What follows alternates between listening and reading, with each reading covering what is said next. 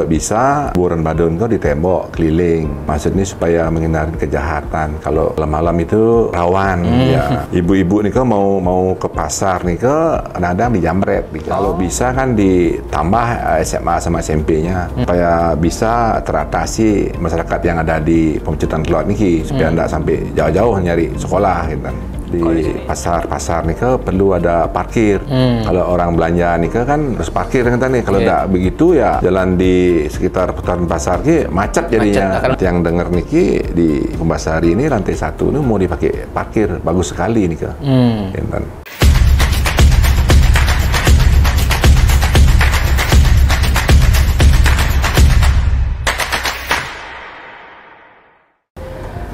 Denpasar sudah menjadi salah satu kota yang berkembang cukup pesat dan banyak pembangunan sudah mulai bergeliat juga di kota Denpasar, tapi masih ada beberapa catatan. Nah, catatan-catatan itu mungkin akan disampaikan dan akan diberikan masukan oleh Ketua DPC Partai Hanura Kota Denpasar, Anak Agung Made Sumenadi yang akrab disapa Agung Nik. Kenapa kata itu?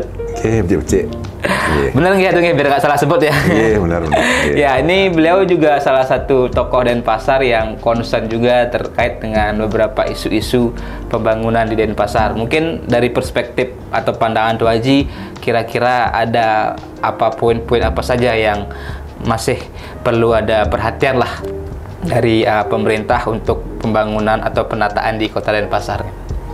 Iya, makasih. Di Kota Denpasar ada 3 poin yang masalahnya nih satu masalah kuburan badung, penataan kuburan, penataan kuburan badung. Yang kedua masalah pendidikan. Yang 3 masalah pasar. Oke. Itu yang menjadi concern Tuh Haji ya. Mungkin bisa disampaikan dulu, diberikan masukan kepada pemerintah kota. Nah, pertama terkait dengan ini menarik, ada penataan Setre Badung atau kuburan badung. Nah, menurut Tuh Haji seperti apa sekarang sudah berjalan penataannya atau kondisinya di Setre Badung itu seperti apa? Kalau masalah di Setre Badung itu sudah bagus lah. Sekarang ada kramasi. Kramasi jadinya dulu yang ada masalah masyarakat nih sekarang bisa diatasi, artinya aman lah. Kalau dulu kan kesepekan atau bagaimana itu, atau saudara kita yang di luar mau ngaben Palebon itu susah dulu itu. Nah, sekarang dengan adanya kramasi di semua bubuk itu artinya ada jalan keluarnya. Ya, yang kedua kuburan itu juga bisa dipakai olahraga atau dibuatin telajakan nih paginya masyarakat kan bisa olahraga di sana. Ya, yang kedua kalau bisa kuburan badung itu ditembok keliling. Tapi maksudnya nih maksudnya supaya menghindari kejahatan. Kalau malam-malam itu rawan gitu ya? Rawan, ya. Kadang ibu-ibu nih mau ke pasar nih kadang dijamret nih pernah kejadian? Iya, sering kejadian. Karena ibu yang dulu pernah ya makannya. Pernah jadi korban gitu ya? Kentan. Pun kentan kalau bisa di malam nih digembok adalah dibuatin pintu. Kalau paginya dibuka bisa masyarakat bisa jogging, olahraga di sana. Dan kalau sorenya bisa dipakai tempat refreshing, juga dipakai olahraga. Kalau bisa mungkin di sana dibuatin kayak mes nih untuk tenaga di kuburan nih penjaganya gitu ya? Iya, penjaga. Sejauh ini berarti belum ada apa? Belum ada nih Kentan. Malam atau dikasih lampu lah, penerangan kan lebih lebih aman jadinya kan ya. Termasuk mungkin juga menghilangkan tanda kutip kesan angkernya gitu ya. Kinten. Nah, kalau bicara soal kenyamanan krame atau masyarakat yang misalnya tadi ada konteksnya penguburan atau pengabenan di Setre Badung itu seperti apa sejauh ini menurut aja? Sekarang sudah dan bagus. Termasuk tadi yang soal kremasi ini ke fasilitasnya nih. Ya sudah bagus lah sekarang, berjalan lancar lah. Artinya tidak ada masalah lah. Mungkin kalau daerah lain tuh dulu kan sering dia dengar seperti di Gianyar nih kan sering terjadi itulah artinya dilarang. Nah, bingung jadinya masyarakat ini kan. Dan kelihatan jelek kita ininya, masyarakat Bali ini jelek kelihatan di luar nih gitu. Jadi seolah-olah kita tidak peduli gitu, apalagi orang meninggal gitu. Rasa kemanusiaan kita di mana kan begitu. Benar. Nah, selain soal tadi Setro Badung, tadi sempat singgung juga soal pendidikan atau mungkin konteksnya apakah perlu penambahan SMP atau SMA di seputaran wilayah di Denpasar gitu. Kalau di Denpasar ini setiap ada kelulusan kenaikan ini orang tua kau bingung. Ya, penerimaan siswa baru ya PPDB gitu. Penerimaan siswa baru kau bingung jadinya. Bingung karena ya terbatas sekali sekolah SMP sama SMA ini gitu kan. Kalau kondisi di itu aja dari mana wilayahnya? Denbar Pemecutan Klot. Kalau kondisi di sana seperti apa untuk SMP maupun SMA? Kalau bisa kan ditambah SMA sama SMP-nya supaya bisa teratasi masyarakat yang ada di Pemecutan Klot ini supaya tidak sampai jauh-jauh nyari sekolah gitu kan. Kalau di sini SMP dan SMA yang ada SMA Nabi? SMA-nya SMA 4 sama SMA 11. Yang baru dibangun ya? Iya, yang baru dibangun nih, yang ada lokasinya di Padang Sumbu. Ini kan sudah beroperasi? Sudah operasi nih Kak. Kalau SMP-nya? SMP-nya SMP 7 nih Kak. SMP 7. Bagaimana kondisi yang mungkin Tuh Haji amati setiap tahun ketika PPDB di sekolah-sekolah negeri itu? Ya, tetap tidak bisa mengatasi kekurangan, tetap kekurangan. Kalau dari sisi keberadaan sekolah swasta seperti apa? Apakah itu memang sudah bisa menjadi solusi atau memang pemerintah masih perlu membangun sekolah negeri baru di wilayah itu? Kalau bisa kan pemerintah menambah sekolah baru yang ada terutama di Pemecutan Klot niki. Artinya tidak bingung orang tua nih kalau yang swasta ada aja, tapi kan sekarang kebanyakan milih negeri ini Pak, mungkin karena masyarakat itu masih mindsetnya pengen sekolah negeri atau karena memang faktor biaya yang memang mereka menjadi concern gitu. Menurut aja seperti Nabi. Tetap pingin ya sekolah negeri nih pasti anak-anaknya pasti pingin sekolah negeri nih Kalau dari sisi biaya dibandingkan dengan sekolah swasta, apakah itu memang menjadi faktor lah orang tua mereka? Ya itu juga. Nah, kalau dari sisi kualitasnya, menurut Haji, kualitas pendidikan atau sekolah-sekolah yang ada di Denpasar, khususnya di wilayah Denpasar Barat yang wilayahnya Tuh Haji itu seperti apa? Apa mungkin yang ada masukan Tuh Haji untuk peningkatan kualitas sekolah-sekolah ini? Di Denpasar ini Nah, itu kalau bisa ditambahkan kan supaya setiap kelulusan ini jadi ribut. Termasuk mungkin kualitas gurunya, pemerataan gurunya seperti Nabi kan. Ya kalau gurunya juga kalau bisa kualitasnya gitu ya secara kualitasnya, termasuk kesejahteraan para guru kan menjadi poin penting juga kan. Itu pendidikan, apalagi ini kan sekarang mau PPDB ini memang menjadi perhatian lah pemerintah, karena jangan sampai setiap tahun menjadi permasalahan yang berulang kan begitu Toji. Nah, tadi Toji juga menyinggung soal ekonomi kerakyatan, khususnya konteksnya adalah pasar tradisional di Denpasar atau revitalisasi pasar yang memang menjadi program pemerintah. Nah, menurut Tuh Haji, bagaimana kondisi keberadaan pasar-pasar kita di Denpasar? Karena yang dengar Tuh Haji juga pernah berkecimpung lah di bidang itu gitu. Yang sekarang ini kan tiang dengar di pasar-pasar nih perlu ada parkir. Kalau orang belanja nih kan harus parkir kan nih. Kalau tidak begitu ya jalan di sekitar putaran pasar ki macet jadinya. Macet akan menimbulkan persoalan baru gitu. Iya.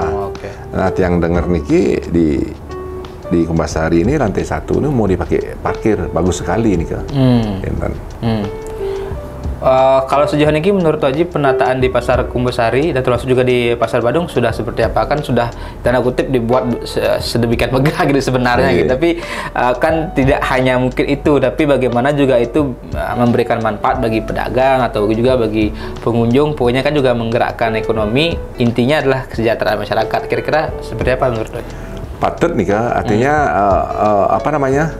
Direktur nih pegawai sudah berusaha juga, tapi yang namanya pasar kan juga orang banyak susah tetap macet nih kan. Artinya seberapa pun disediakan lahan parkir apapun nih tetap, apalagi jalannya kecil-kecil nih tetap macet jadinya gitu. Nah ini kan simpul pasar tradisional ini kan menjadi simpul ekonomi kerakyatan yang sekarang seolah-olah mereka harus menghadapi persaingan dengan pasar modern gitu. Nah, bagaimana menurut Waji terkait dengan hal itu? Apakah pasar-pasar tradisional termasuk para pedagang di dalamnya ini bisa terus eksis ke depannya di tengah modernisasi seperti sekarang gitu? Ya, apa namanya? Artinya bersaing sehat lah dengan bersaing sehat lah. Yang lihat sementara ini ya masih ini aja lah pedagang tradisional ini ya lumayan lah bisa bertahan lah walaupun ada pasar apa namanya pasar modern ya soalnya oke. Kalau hal lain yang apa mungkin menjadi catatan Waji di Kota Denpasar selain hal itu, baik misalnya dari sisi ini kan banyak pembangunan di Sanur, ada sebelumnya ada pelabuhan Dermaga Sanur yang bagian dari segitiga emas. Sekarang sedang dibangun rumah sakit internasional yang dari BUMN Holding BUMN. Mungkin ada sedikit harapan Waji terkait dengan geliat pembangunan di Denpasar ini gitu. Terkait dengan contohnya misalnya 2 pembangunan itu. Kalau di masalah pelabuhan itu ya bagus sekali. Artinya sekarang penyeberangan ke Nusa itu lancar. Bagian dari segitiga emas. Ya, pariwisatanya lancar juga, mau tangkilnya juga lancar yang tadi ya. Tapi ada permasalahan di sana juga kemacetan itu juga. Ya, karena tidak ada parkir gitu juga. Iya, ada parkir ya. Mungkin sekarang pemerintah lagi memikirkan ke jalan keluarnya, bagaimana ke jalan keluarnya supaya tidak macet sekali gitu. Kalau soal rumah sakit internasional nantinya yang akan dibangun, ada mungkin catatan dari itu aja sedikit masuk. Kalau rumah sakit internasional nasional itu bagus sekali. Jadinya kalau dulu itu orang Indonesia itu berobat ke Singapura, ya sekarang tidak perlu ke Singapura, sudah ada yang rumah sakit internasional di Bali. Jadinya juga menambah income di Bali ini dan bisa menjadi ikon baru untuk Denpasar khususnya kan begitu. Benar. Ada destinasi healthy tourism-nya atau medical tourism. Benar.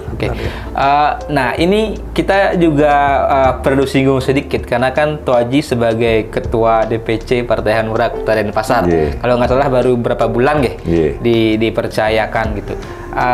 Sejauh ini mungkin update sedikit soal pencalegan di Kota Denpasar, Hanura Kota Denpasar untuk DPRD Kota Denpasar. Apakah sudah lengkap semua? Kalau nggak salah Denpasar 45 kursi ya? 45 kursi. Nah, mungkin seperti apa Doji? Termasuk profil-profil caleg-calegnya lah. Artinya Titiang sebagai ketua DPC Kota Denpasar tetap berusaha walaupun Titiang baru nih kan, baru berapa bulan kan artinya yang partai lain ini kan sudah dari 4 tahun dia sudah galang nih kan tapi Titiang dipercaya sebagai DPC berusaha sekuat tenaga nih kan. Kalau 45 kursi itu berarti sudah terisi semua kotanya di semua dapil, di 5 dapil jadinya?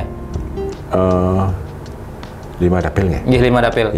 4 kecamatan, Denpasar Barat dibagi 2 kalau tidak salah, Denpasar 1 dan Denpasar 2. Nah, itu sudah terisi semua berarti?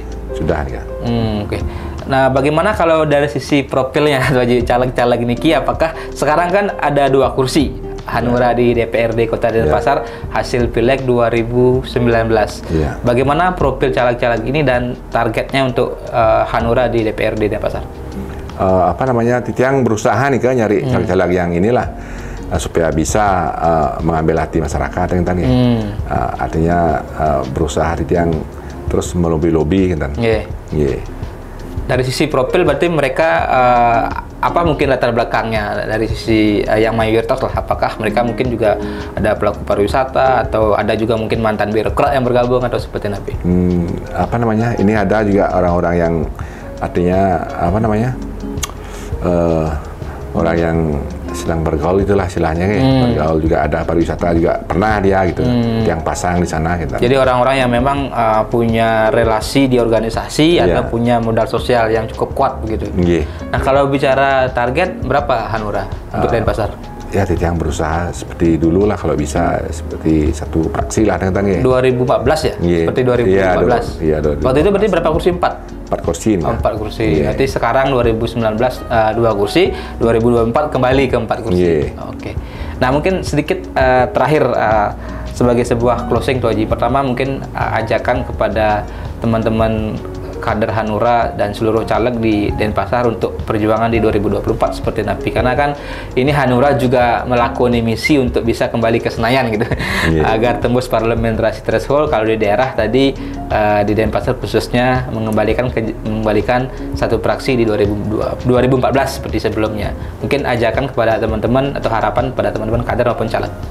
Kalau teman-teman semua dari Hanura juga semuanya kalau bisa menyeport lah biar bisa seperti Jaya seperti dulu lah yang kursinya di Kota Denpasar di tingkat 1 sampai ke Senayan ya tolonglah dibantu juga supaya bisa kayak Jaya kayak dulu lah. Oke. Nah kepada masyarakat mungkin ada harapannya untuk melihat pemilu 2024 ini dan memilih wakil rakyat mereka yang tepat gitu, termasuk mungkin menggunakan hati nurani sesuai dengan namanya Partai Hanura. Mungkin ajakan kepada masyarakat. Kalau masyarakat semuanya kalau bisa ya jelilah dengan untuk memilihnya supaya tidak salah pilih dengan Oke. Siap. Tuh Haji, tapi Tuh Haji kan juga maju berarti ya? Maju ke DPRD Kota Denpasar 2019 kemarin kan juga maju berarti. Oke. Jadi kita doakan Tuh Haji Bung Nik ya, panggilan akrabnya beliau sebagai panglima perang atau komandan ya tanda kutip di Hanura Kota Denpasar mampu membawa partai ini mengembalikan satu praksi, dan tadi beliau sudah banyak memberikan masukan-masukan untuk pembangunan Kota Denpasar khususnya. Semoga ini bisa menjadi masukan untuk pemerintah dan perbaikan menuju Denpasar yang lebih baik. Sukses Tuh Haji. Kita sambung di kesempatan berikutnya dan salam hati nurani.